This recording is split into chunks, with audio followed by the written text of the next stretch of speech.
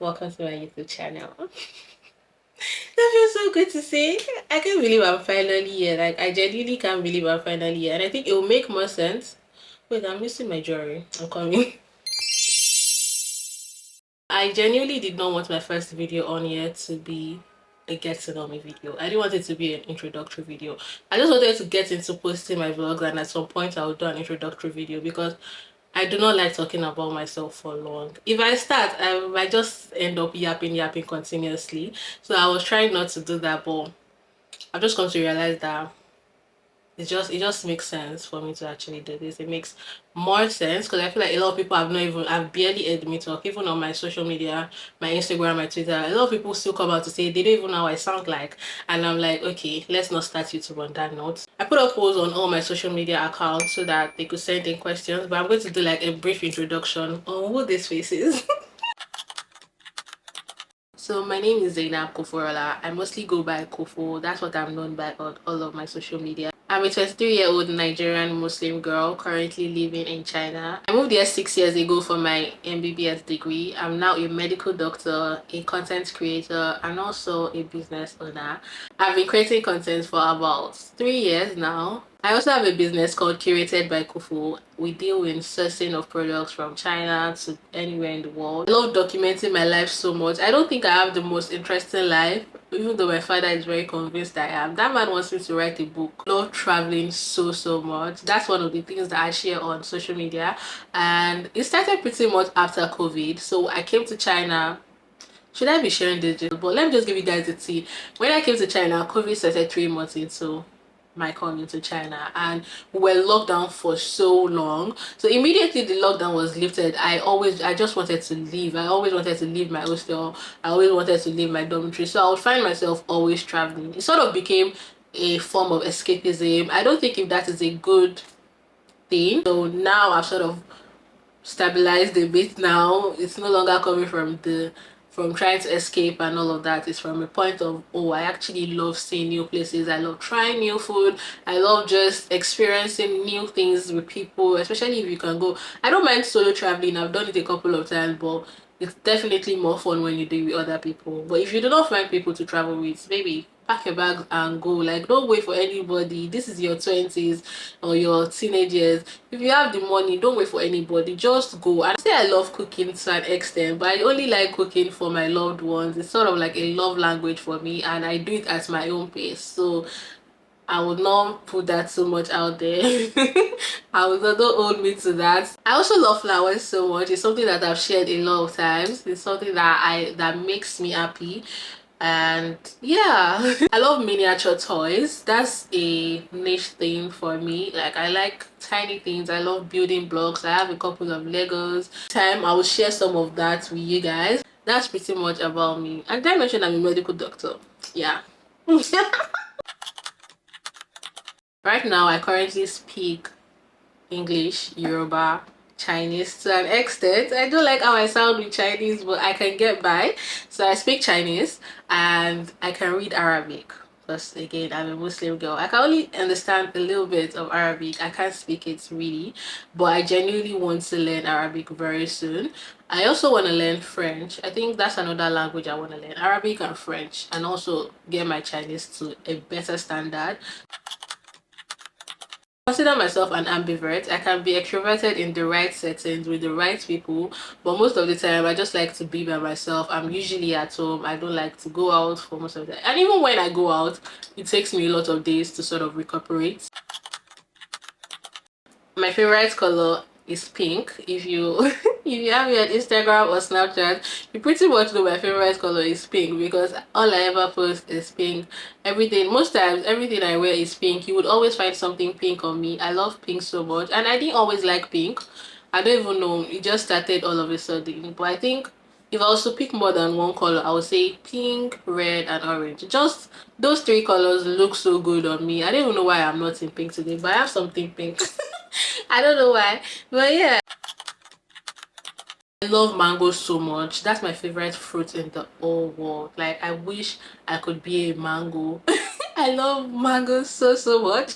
And my favorite food, I can't really tell what my favorite food is. But I've said pounded yam and seafood okra, but it's not readily available in China, so it's been a long time since I've had that. And I would just say anything with seafood. I love seafood so much. I'm so sad for people that are allergic to seafood. Like, you guys don't know what you're missing.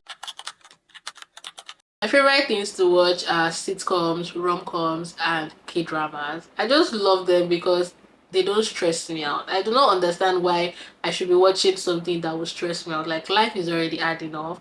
I love K-dramas where the romantic plot is so insane. Because yes, sign me up for that. I love romance so much. Sign me up for that. I do not want to see any realistic thing in my K-drama. I would watch some, but most times I'm here for the romance, and that's the same reason why I love rom-coms. For sitcoms, I just love the fact that it's not so like you don't have to always concentrate so much on it. Like, even though I've watched The Office about 6 times, I've watched Big Bang Theory like 4 times, it's just something that I can keep on playing every single time and I do not get tired of it. A lot of places on my list. I want to go to Japan, I want to go to Singapore, I want to go to Malaysia. Like, there are a lot of places I want to go to. I'm trying to eat 30 for 30. Okay. I'm trying to go to a lot of places and I know that it would happen. Like, I genuinely know it would happen, so I'm just taking my time planning everything out. And there's going to be a lot of travel vlogs on here. I'm currently in a place where I'm trying to do everything possible. Like, I'm just going for anything that comes to my mind. I'm implementing. I'm not even waiting. That's why I started my business. I just felt like, I can do this, and I did it.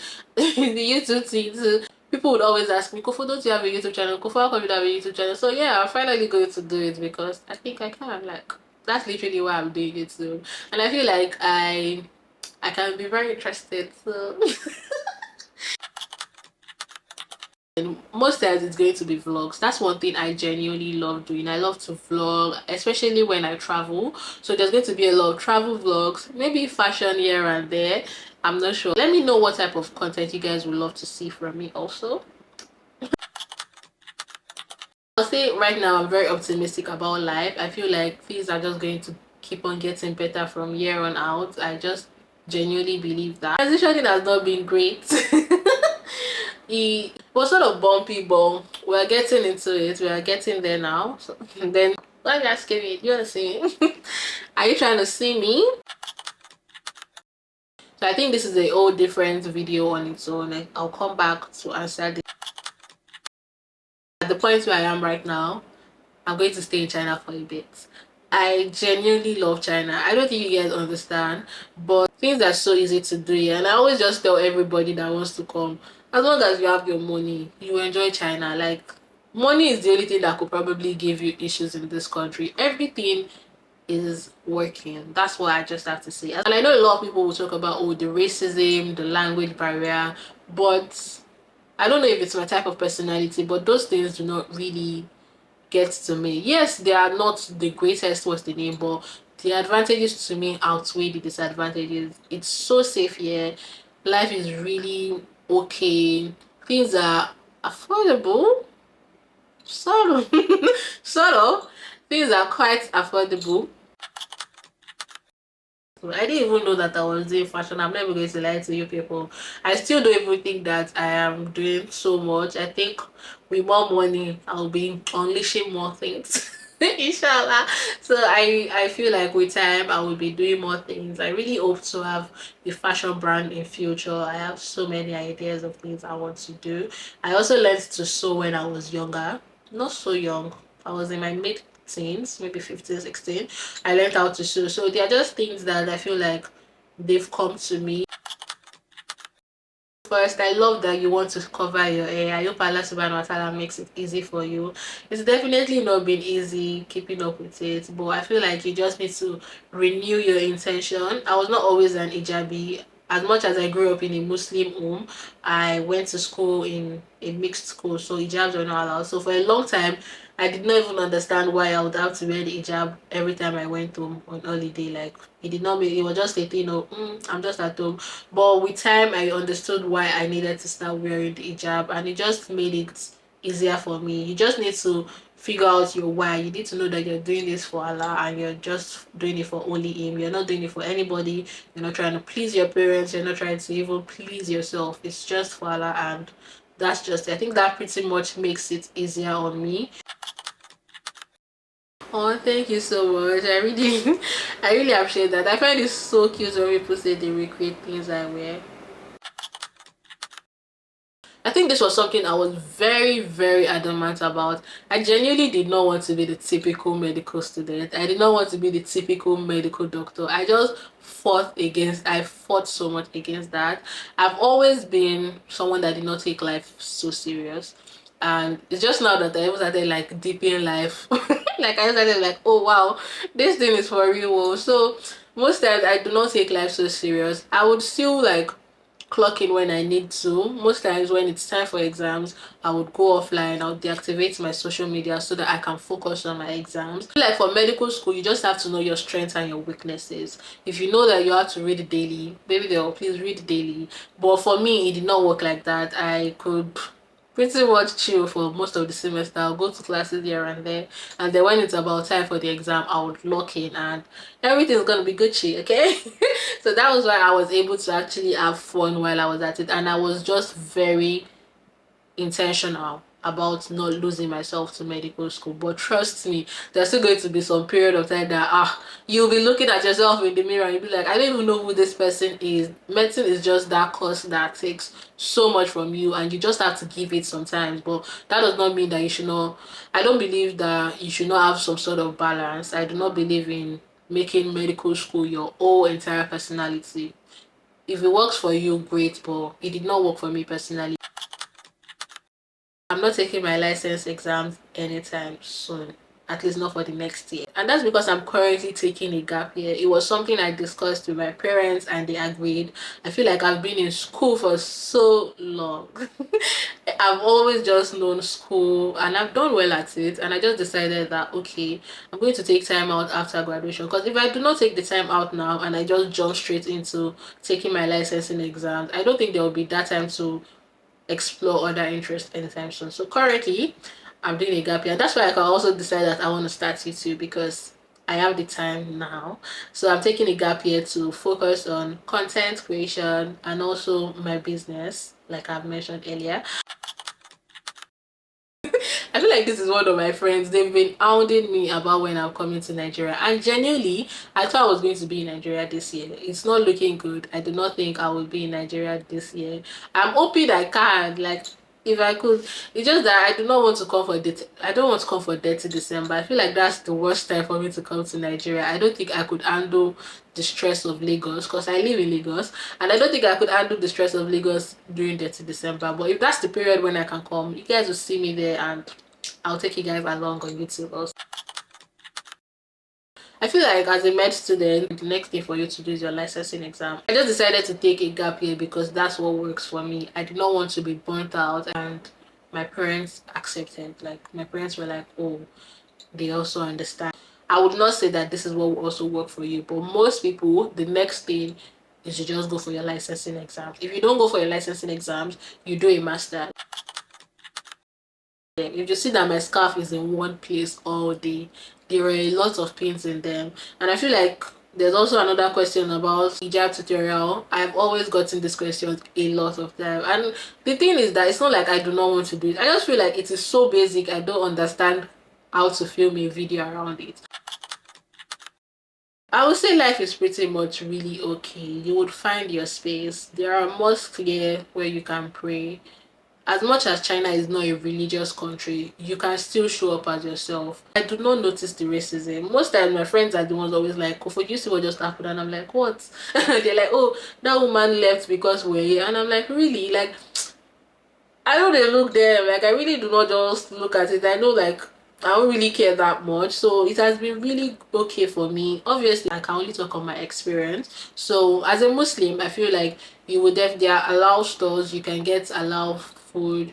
They allow restaurants. You would always see it's written on the restaurant. It's called Xingjian in Chinese. So it's always written on the restaurant for you to know what type of restaurant it is. There are some certain cities that are predominantly Muslims, especially if you move to either Xi'an or Yiwu. Those are the two cities I have been to that I've seen a lot of Muslims in, you see people on hijab every time. You would not even feel out of place. Guangzhou has about 2-3 big mosques, so I feel like you would be good. I think the main ones is either you come as a student or you come on business visa. Those are the main ones that I know. You could always ask like agents, they know more about this. I really do not know so much about it. No, I do not think of getting married anytime soon. I'm just trying to stack my paper. I'm trying to get a pink J-Wagon. If you know, you know. My parents pretty much did everything. I genuinely thought I was going to go to Unilag. I wanted to go to Unilag, but it just sort of happened that I was coming to China. And yeah, I came to China to study on a self-funded admission, but there are a lot of scholarship opportunities that you can get into to come into China. Just find an agent that works and they will definitely help you with that. For my school, it was pretty much self-funded, but based on your academic performance on getting the admission, they'll put you on a scholarship list and give you what we call a stipend. It's not up to your tuition. It is not anywhere close to your tuition, but it's still a sensible amount of money, and you get that for your academic performance. I was a scholarship student, but it was still not what funded my tuition. I don't even think my parents knew that I was collecting any money, because I'll just tell them I go on scholarship and they will still pay my school fees, and I would pretty much just spend my scholarship money. Most bouquets in China, they usually come with a floral foam. I think that's what they are called. So most times your flowers can actually last a week or more if you are taking care of them or you are wetting the floral foam consistently, so you don't actually have to take it out of the bouquet. Anyways, we have come to the end of the video now. I don't know if I covered everything, but I hope I did. And if you still have more questions for me that you want me to answer, you can drop it in the comment section and I'll be replying you. Thank you so much for watching, and I really hope you enjoyed this. I'm so excited for all of the content I'll be putting out, and yeah, please subscribe to my channel. You can also share this so that other people get to watch my channel, and I'll be seeing you in my next one. Bye.